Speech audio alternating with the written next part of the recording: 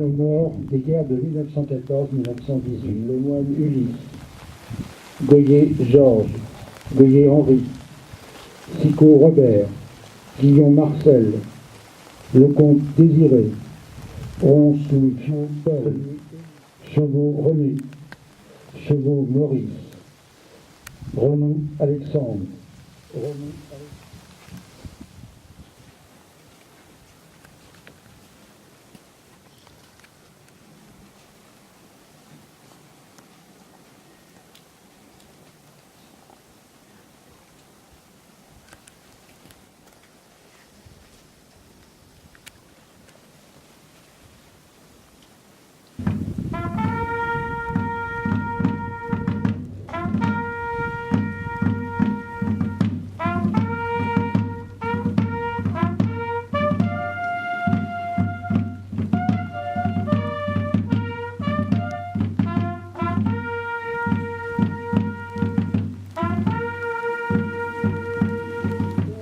de l'Union française des associations de combattants et de victimes de guerre, UFAC.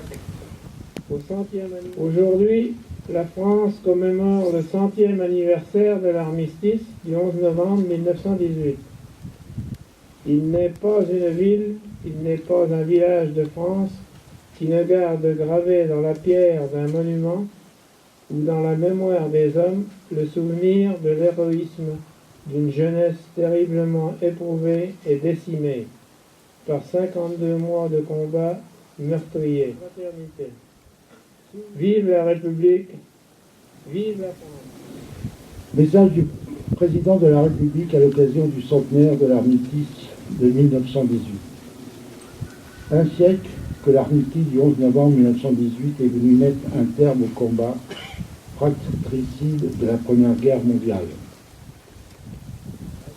Nous nous souvenons de nos poilus, morts pour la France, de nos civils dont beaucoup ont aussi perdu la vie, de nos soldats marqués à jamais dans leur chair et dans leur esprit, de nos villages détruits, de nos villes dévastées.